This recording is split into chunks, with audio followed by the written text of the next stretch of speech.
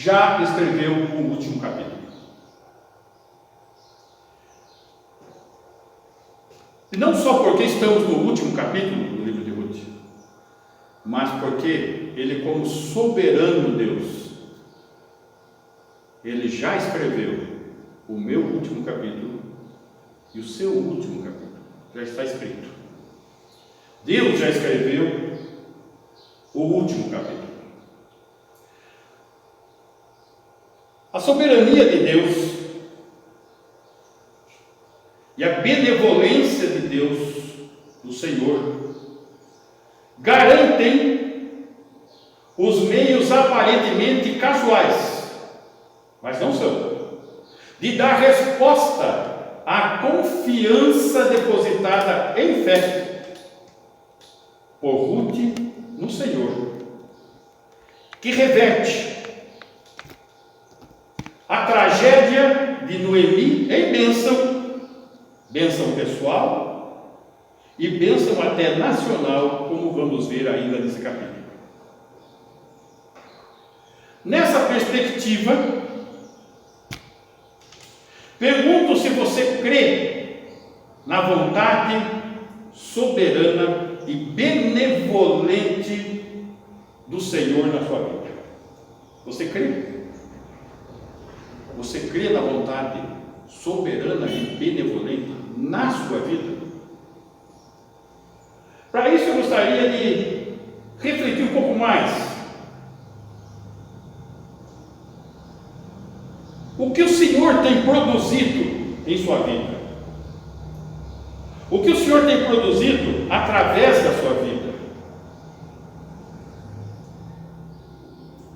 A sua vida tem tido resposta a esse tipo de fé que estou falando? Você tem exercitado esse tipo de fé? Ou seja, se esse tipo de fé existe, o que tem produzido em e através da sua vida? Essa é a questão. E o livro de Ruth mostra algumas pessoas que tiveram um exercício diferente dessa fé. Noemi, Orfa e Ruth.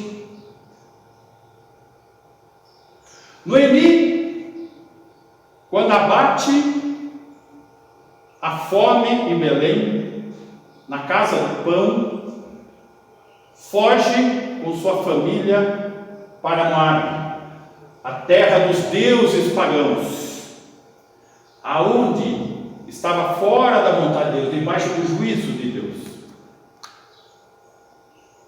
Sai da vontade de Deus, do povo de Deus, da confiança em Deus, da razão do porquê estava se abatendo aquela fome, lembrando que existia um ciclo, que era o período dos juízes,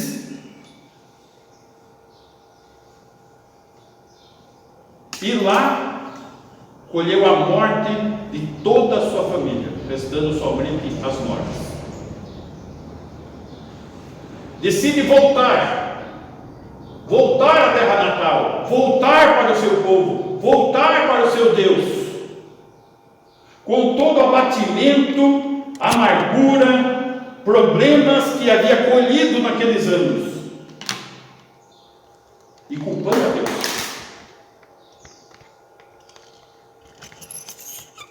Através de um mau testemunho, faz com que Orfa se mantenha em Moabe e não venha para o Deus de Israel. Alguém que poderia ter tido uma palavra de motivação da parte de Noemi e vindo para Belém, vindo para o povo de Deus, vindo para o Deus de Israel, mas não, por orientação de sua sogra, permaneceu. Ruth, por outra vez, relutante com o desejo de permanecer em Moabe, decide ir em direção ao povo de Israel, com amor leal dirigido a Noemi, se tornando instrumento de Deus na vida de Noemi. E ela se dirige ao amor recíproco, o amor leal, o amor benigno.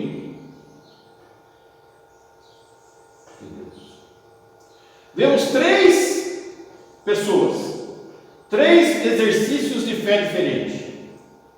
Uma fé caída, que precisa ser restaurada, uma ausência de fé na verdade, e alguém que depositou a sua fé no Senhor Deus. Noemi, rebelião, revolta, retorno e restauração. É isso que nós estamos vendo.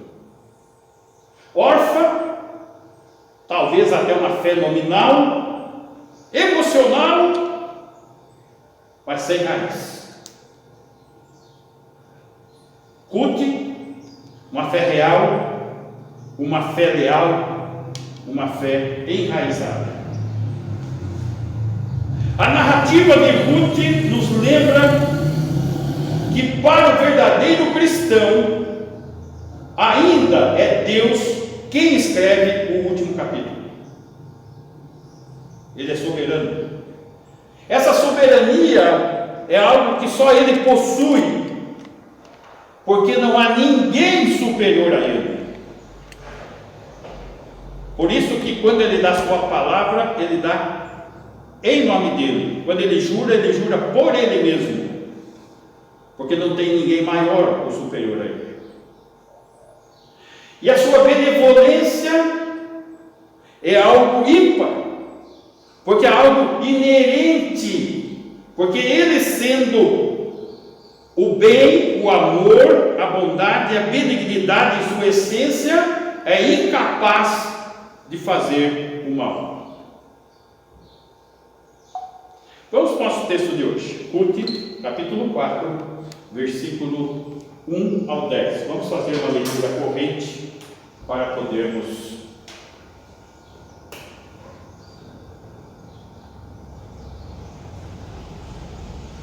Boaz subiu à porta da cidade e assentou-se ali.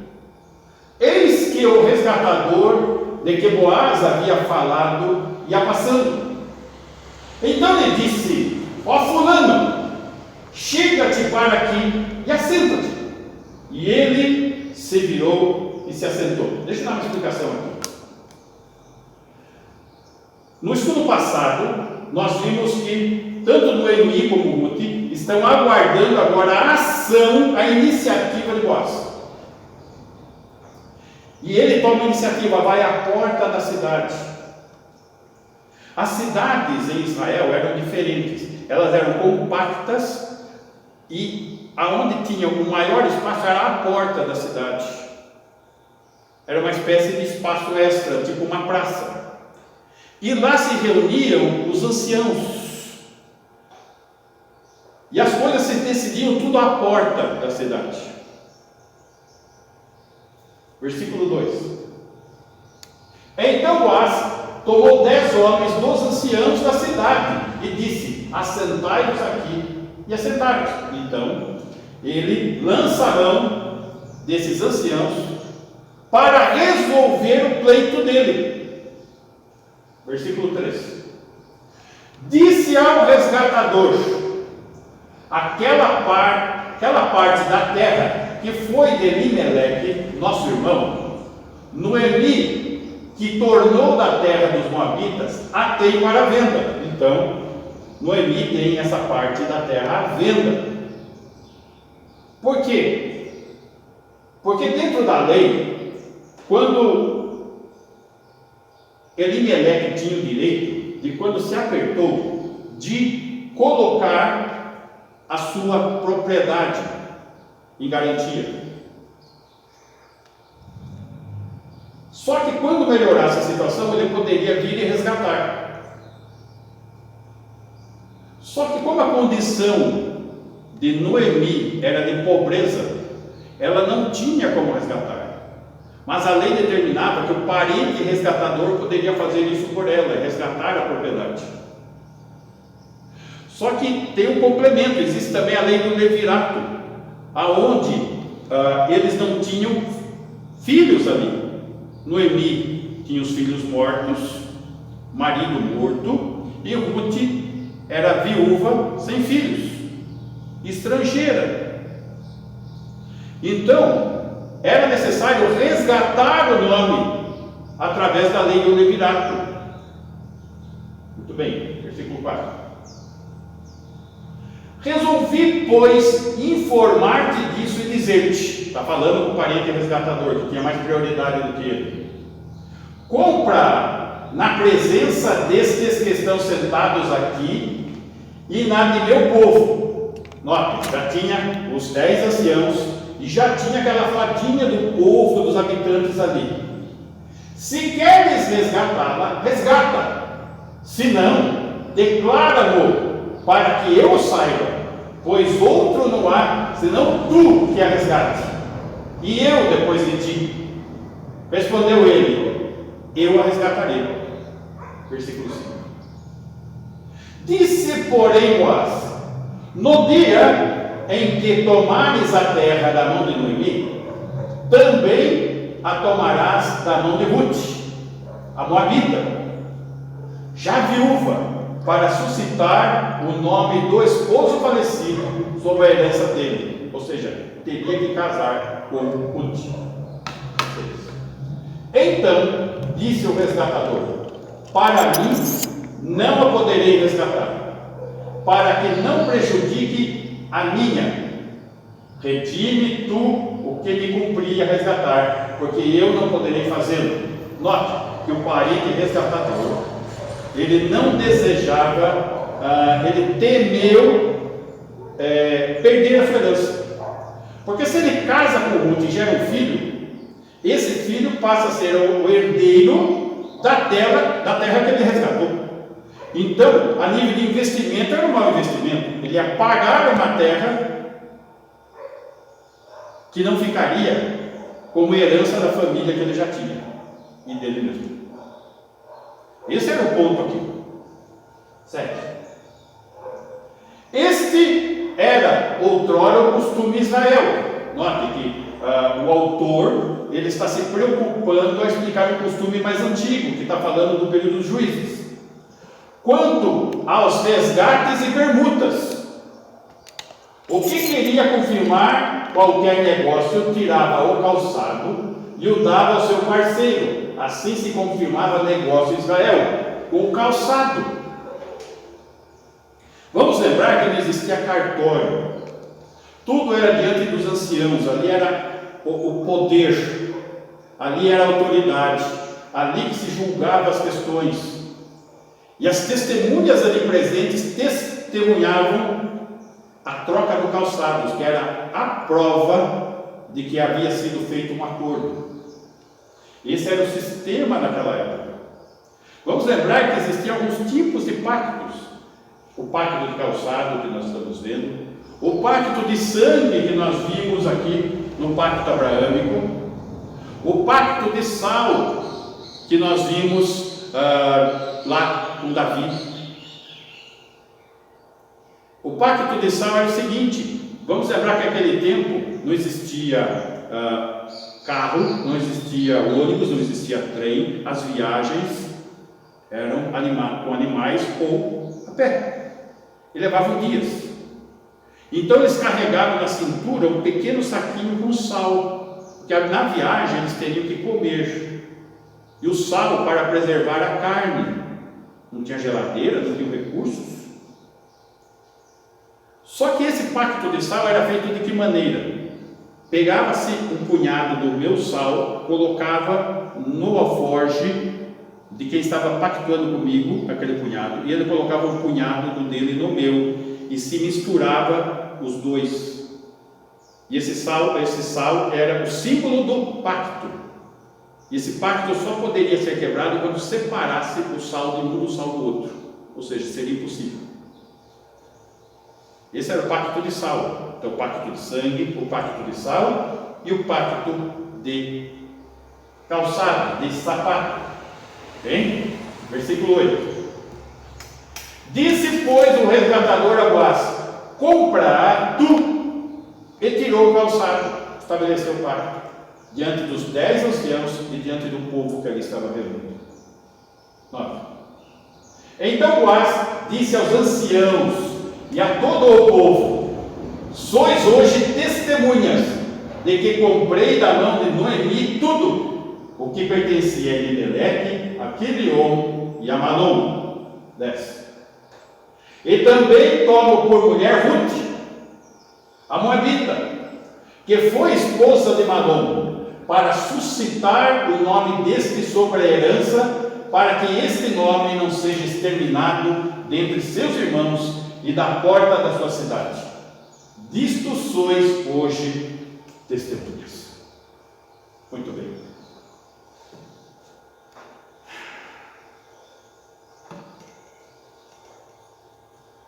O capítulo 4, ele concentra-se em 3 pessoas: o noivo, como estamos vendo agora, a noiva e o bebê, como vamos ver na sequência desse capítulo.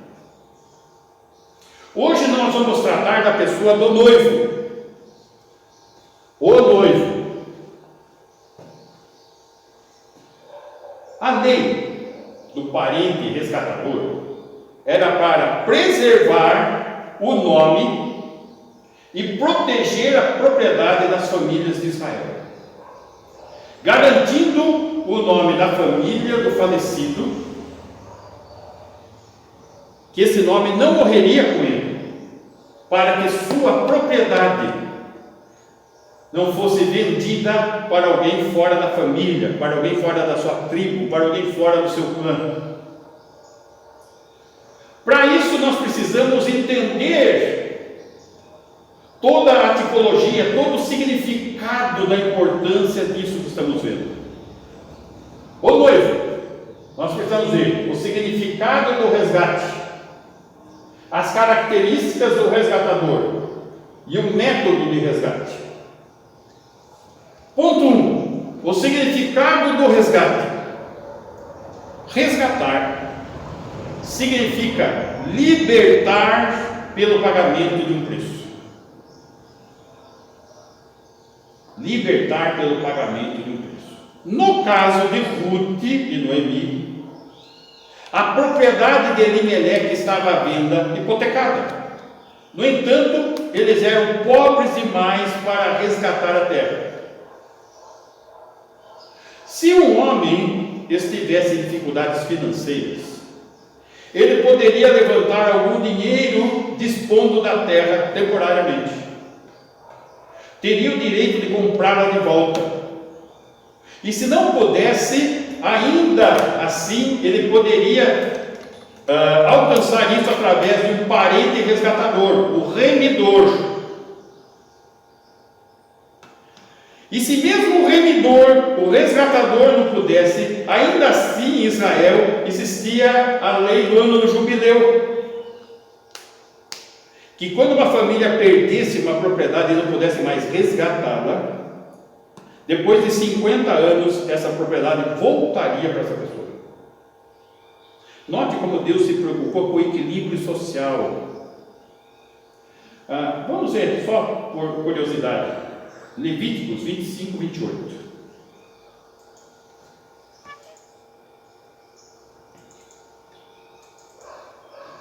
Mas, se as suas posses não lhe permitirem reavê-la, então a que for vendida ficará na mão do comprador até ao ano do jubileu. Porém, no ano do jubileu sairá do poder deste, e aquele tornará a sua possessão.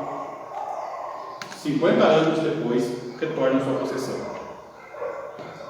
Notem a preocupação de Deus, não só com a questão da terra, do uso da terra, com as propriedades, até o uso da terra. Os judeus estavam quebrando a lei do descanso da terra. Por 70 anos quebraram a lei do descanso da terra. Daí foram para o cativeiro babilônico, porque não deram descanso para a terra e ficaram escravos 70 anos. Deus se preocupa com todos os aspectos, com a família, Ele criou a família. Ele se preocupa com os aspectos do equilíbrio social. da produção, nós vimos com a respiga, com o pobre, com o estrangeiro, com a viúva.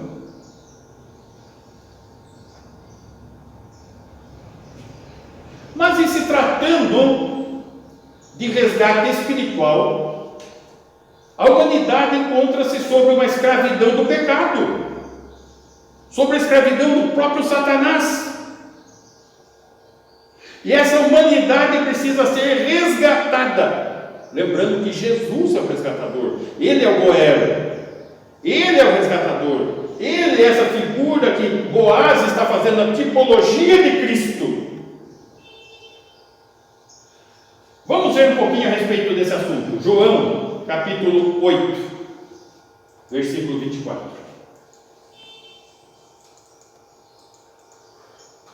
Por isso, eu vos disse, Jesus falando, que morrereis nos vossos pecados. Vamos lembrar que o salário do pecado é morte. Morrereis nos vossos pecados. Porque se não crerdes, a fé vem pelo ouvir e ouvir da palavra de Deus, e não crerdes que eu sou, que Jesus é o Verbo encarnado, que Ele é o próprio Deus que se fez carne e habitou entre nós, morrereis nos vossos pecados. É necessário crer que Jesus é Deus. É necessário crer que aquele que, sendo o único que é puro e santo e verdadeiro, se fez homem para poder ser o parente resgatador. Versículo 30. Ditas essas coisas, muitos creram nele. 31. Disse, pois, Jesus aos judeus que haviam crido nele. Vamos lembrar que o ministério de Jesus foi voltado ao povo de Israel. Por isso, quando os judeus rejeitaram Jesus como Messias, ele se voltou para os gentios, ou melhor, para os discípulos, para iniciar um ministério daí, que era um mistério, a igreja. De judeus e gentios de ambos fez um só, a igreja, um só povo. Então esses judeus que haviam crido nele, o que ele disse? Se vós permanecereis na minha palavra, sois verdadeiramente meus discípulos. Temos domingo após domingo estudado a palavra de Deus.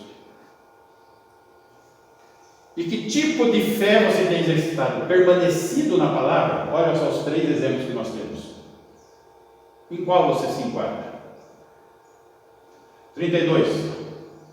E conhecereis a verdade, e a verdade vos libertará. É necessário um resgatador para libertar dessa escravidão. 33. Responderam-lhe: somos descendência de Abraão, e jamais somos escravos de alguém. Como dizes tu, sereis livres? Aquele povo ali presente, aqueles judeus presentes, estavam dizendo: não somos escravos, porque está falando que sereis livres. 34. Replicou-lhes Jesus: em verdade vos digo, todo o que comete o pecado é escravo do pecado. Todo o que comete o pecado é escravo do pecado.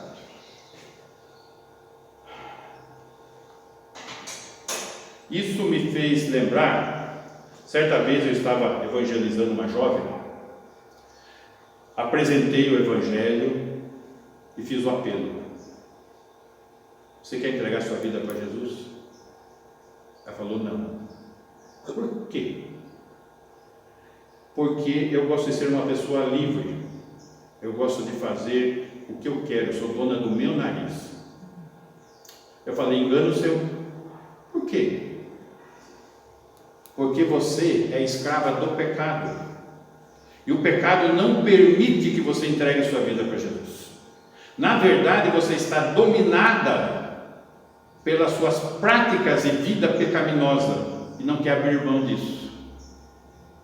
E ela, sinceramente, ainda concordou comigo. Claro que eu não havia pensado nessa perspectiva, mas eu acho que é isso mesmo. Então, perceba a sua questão. Você crê, de fato, num Deus soberano, cheio de benevolência, que você possa confiar e depositar a sua vida nele completamente, como Ruth fez? Ou se você hoje é um cristão caído, longe, como Ruth, como Noemi, note, ela está voltando, está se arrependendo, e Deus gradativamente está restaurando a vida de Noemi. Talvez você tenha que entrar nesse processo. Versículo 36, ainda em João. Se, pois, o Filho vos libertar, verdadeiramente sereis livres. Verdadeiramente sereis livres. Somente o Filho pode libertar. Somente Ele pode realizar essa obra. Somente Ele, não há outro e nem outra. Só Jesus.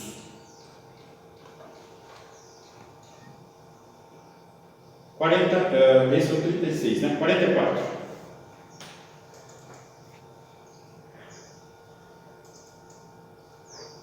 Vós sois do diabo, que é o vosso pai, e quereis satisfazer os desejos. Note que a escravidão é do pecado e de Satanás, que é o pai da humanidade caída, sem Cristo.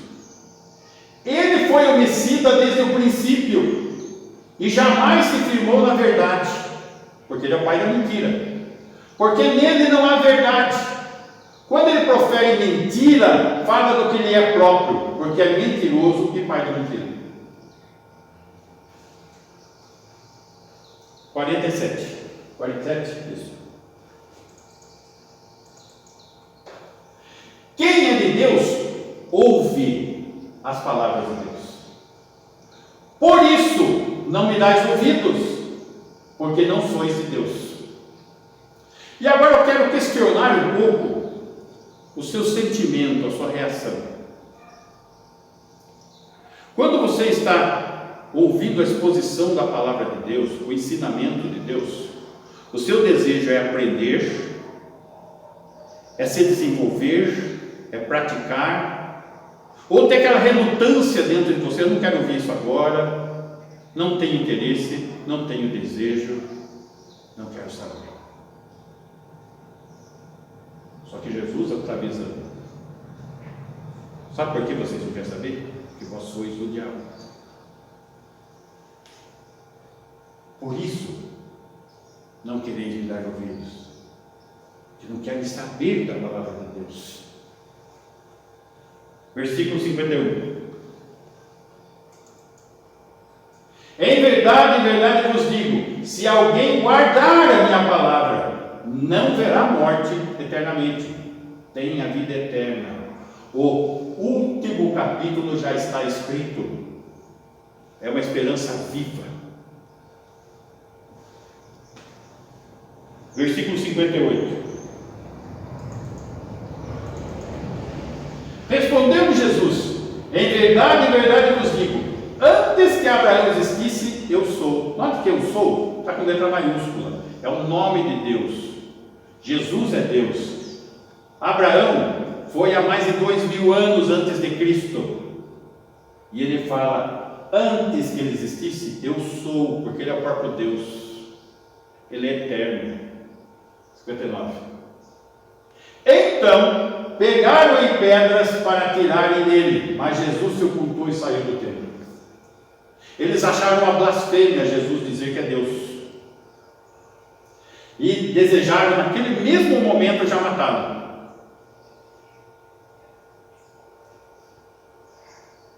E o que está no seu coração? É o que está no coração desse povo que lançou mão em pedras? Você não quer nada com Jesus? Você não quer Jesus na sua vida? Você não quer saber da verdade de Jesus? Você não quer saber da sua palavra? Você não quer saber da sua salvação? Você não quer saber do seu senhorio? Você prefere lançar mão em pedras e expulsá-lo da sua vida? É isso?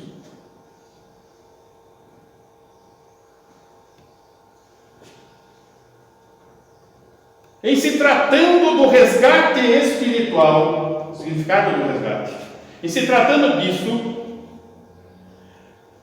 Nós não somos capazes de nos libertarmos. Nós dependemos do resgate de Cristo do cativeiro do pecado, pela fé, pois só Cristo é capaz de nos libertar. Só Ele. Apocalipse capítulo 5, versículo 9.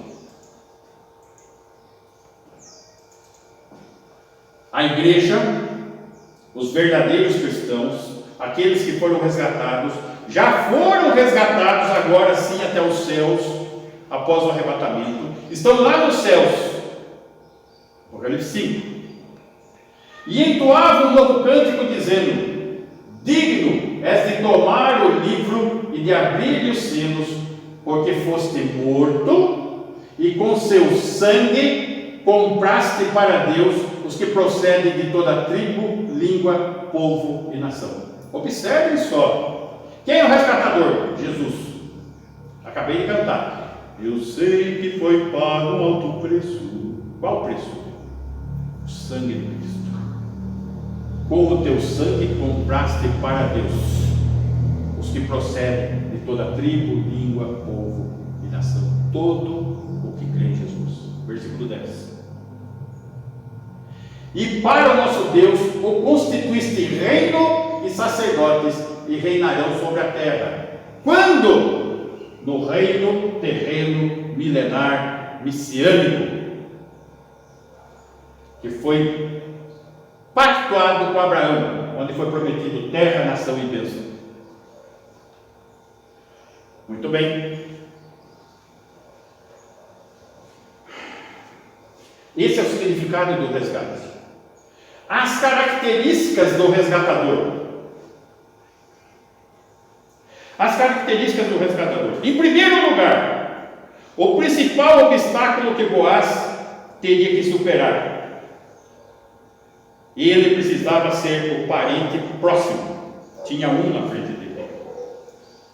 E nessa tipologia, vemos Jesus Cristo, que sendo Deus, se fez homem para poder se tornar um parente resgatador. Hebreus capítulo 2, versículo 14. Visto, pois, que os filhos têm participação comum de carne e sangue, destes também ele, Jesus, igualmente participou, para que, por sua morte, destruísse aquele que tem o poder da morte, a saber, o diabo. Note, volta um pouquinho. Ele, sendo Deus, teve participação como filho de carne e sangue, para poder ser esse parente resgatador, para com o seu sangue comprar, nos resgatar. 15. E livrasse todos que pelo pavor da morte estavam sujeitos à escravidão por toda a vida. Todos os que creem. Percebam, Jesus pagou o preço. Se meu carro quebrar e o Ademir pagar uma passagem para ir até onde tem que ir e me der a passagem está paga. Mas se eu falar com o Ademir, eu não creio nessa passagem, você fez lá na sua casa, lá imprimiu no seu computador, não vale nada essa passagem, e eu não subi no ônibus, a passagem está paga, eu não vou, porque eu não creio. Esse é o ponto. Versículo 17.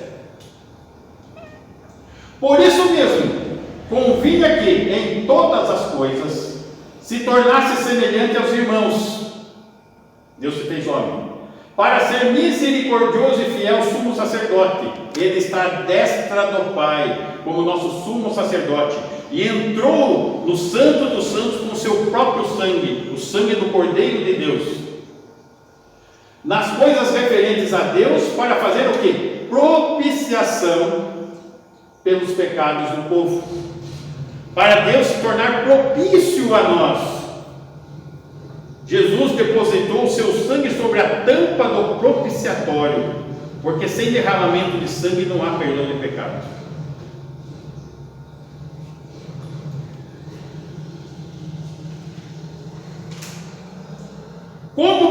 resgatador, também era preciso o quê? Ter recursos para pagar o resgate. Sendo que não há outro e nem outra capaz de pagar esse preço. Pois era necessário que fosse um cordeiro perfeito, incontaminado pelo pecado. Por isso foi necessário o próprio Deus, que é santo, se fazer homem, num homem perfeito, puro, para derramar sangue puro em sacrifício perfeito pelos nossos pecados. Nenhum sacrifício mais serviria, porque todos os homens, a humanidade toda está contaminada pelo pecado, escravo do pecado, escravo de Satanás, todos. Por isso não há nenhum outro e nenhuma outra capaz de resgatar, só Jesus. Somente Ele pode ser o Cordeiro, somente Ele é Deus, somente Ele venceu a morte, somente Ele subiu aos céus e está à destra do Pai como nosso sumo sacerdote, como intercessor e mediador, não há outra pessoa. 1 Pedro capítulo 1, versículo 18.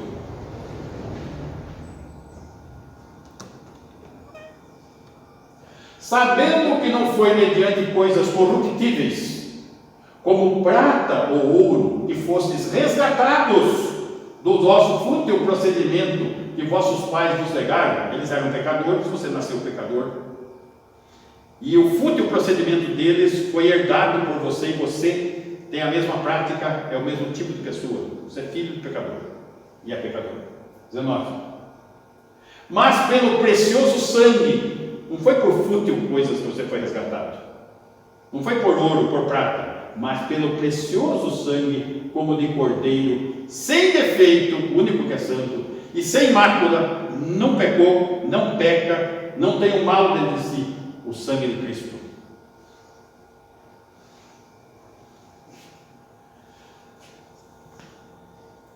Outro aspecto, o resgatador deveria estar disposto a pagar o resgate. E no nosso texto, o parente mais próximo não se mostrou disposto a resgatar Ruth. Ele tinha condição de fazer isso, mas ele não tinha disposição de fazer, de modo que Boaz ficou livre para fazê-lo, comprando a propriedade e adquirindo uma esposa, uma vez que o outro temeu pôr em risco de compartilhar sua própria herança de família. Esse é o terceiro aspecto. Jesus, ele não foi crucificado forçadamente, ele se deu.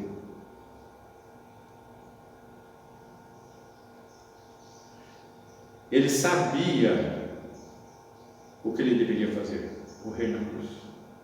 É só ver nas profecias do Antigo Testamento. Ele se deu por nós. Ele teve disposição de nos resgatar, sofrendo morte e morte de cruz. Cantamos aquele hino. É legal, né, cantar?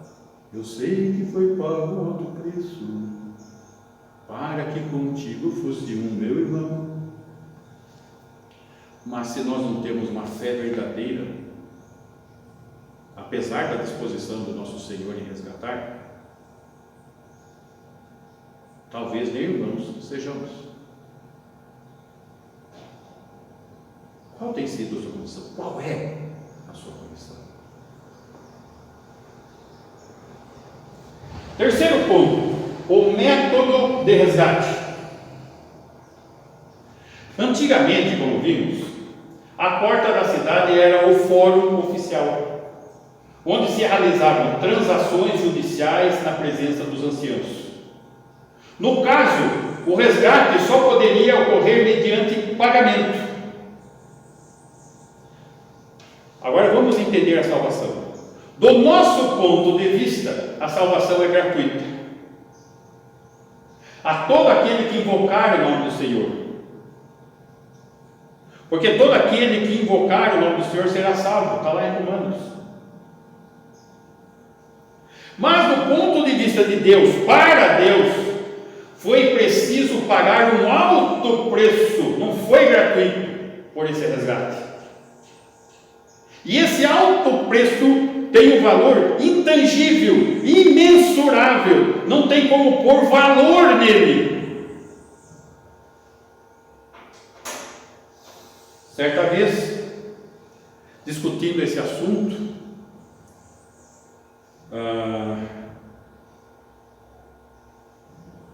com meu irmão e amigo Elisur, ele me deu um exemplo que ficou na minha mente.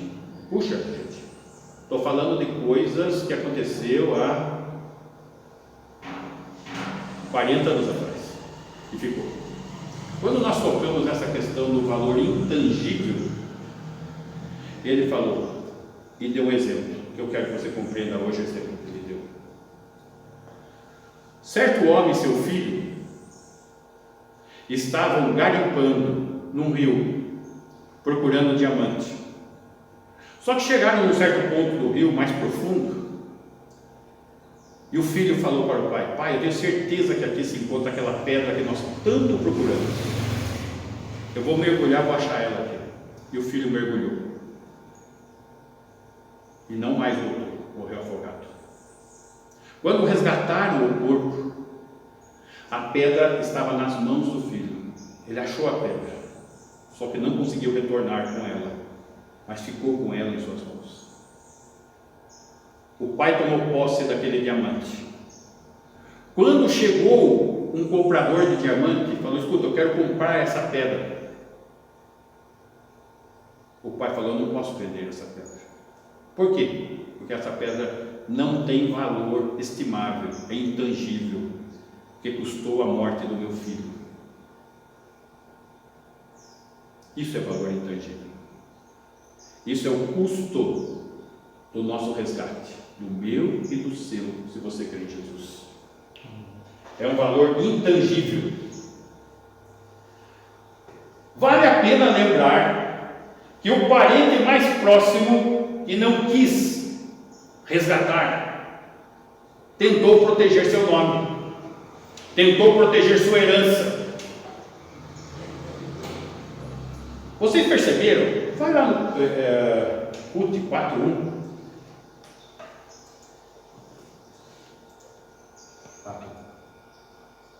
Boaz subiu à porta e sentou-se ali. Eis que o resgatador de que Boaz havia falado ia passando. Então ele disse: ó, fulano.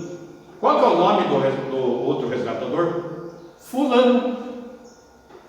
Ninguém sabe o nome. É o fulano.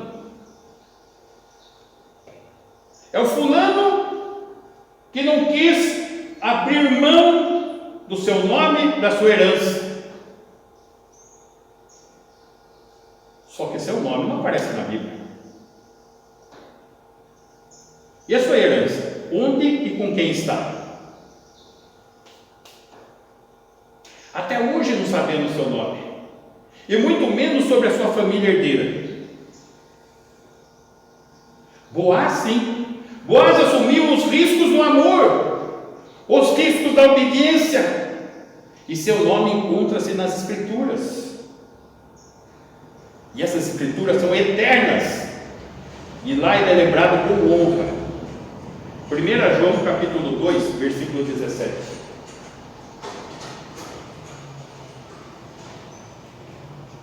Ora, o mundo passa, bem como a sua concupiscência, seus desejos.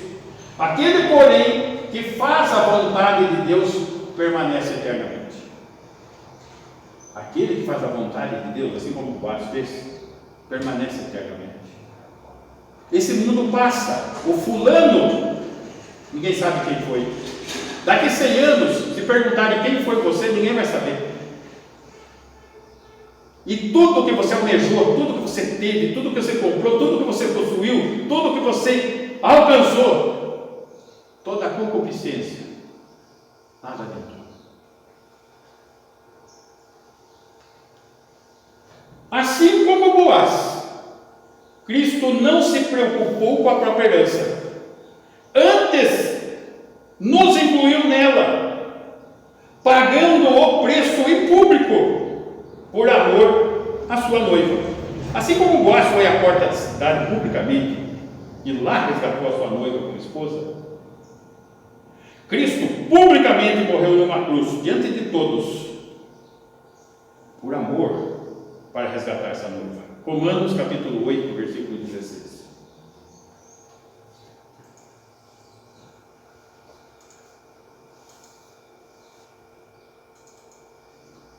O próprio Espírito testifica com o nosso Espírito que somos filhos de Deus. Observem aqui. O próprio Espírito de Deus, com letra maiúscula, testifica, testemunha, confirma com o nosso Espírito, letra minúscula, que somos filhos de Deus.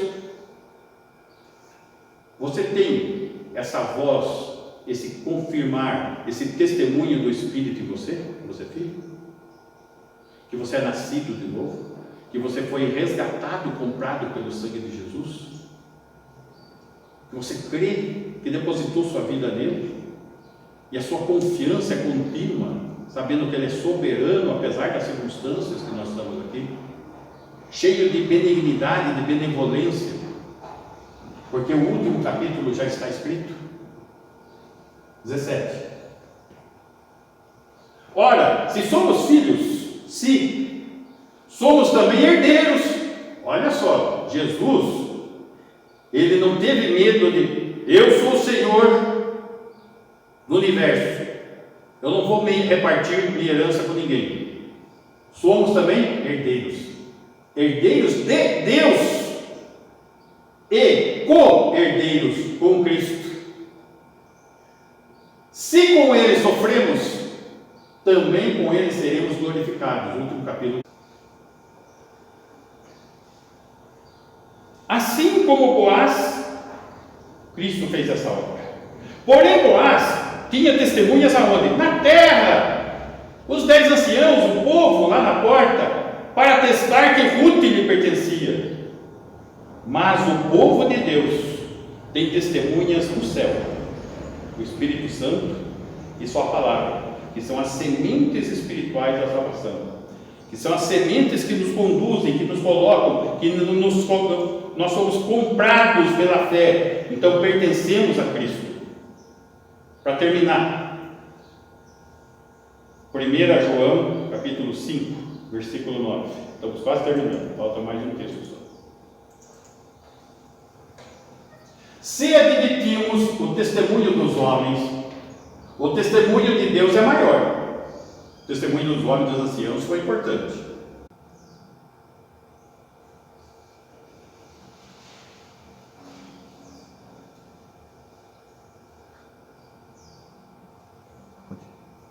Aquele que crê no Filho de Deus tem em si o testemunho. Aquele que não dá crédito a Deus o faz mentiroso, porque não crê no testemunho que Deus dá acerca do seu Filho. 11. E o testemunho é este, que Deus nos deu a vida eterna, e esta vida está no seu Filho. Não há nenhum outro, nenhuma outra. 12.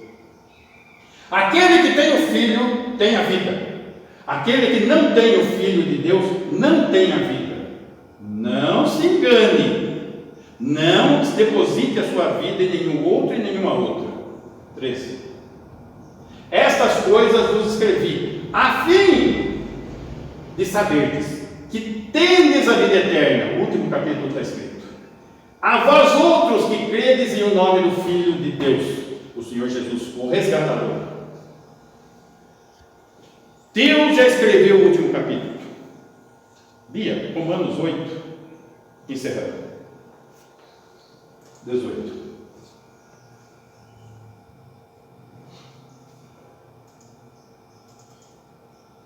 Porque para mim tenho por certo que os sofrimentos do tempo presente não podem ser comparados com a glória a ser revelada em nós.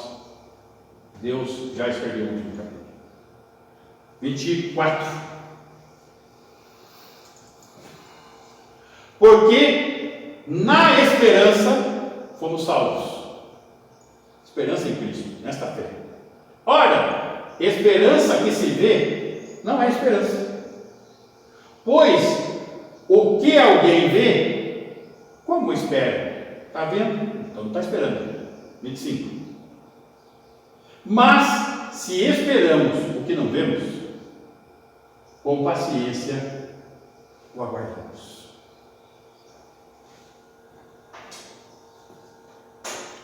Com paciência o aguardamos. O último capítulo já está escrito. Tem uma história até o último capítulo, mas o último já está escrito. Para quem crê, para quem já foi resgatado pelo sangue de Cristo. Que o Senhor trabalhe em nós e que essa paciência seja produzida em nossas vidas enquanto aguardamos. Amém? Vamos encerrar? Dá para orar aí, né? Dá para você orar aí, né? Dá. Tá? Demir, então olha.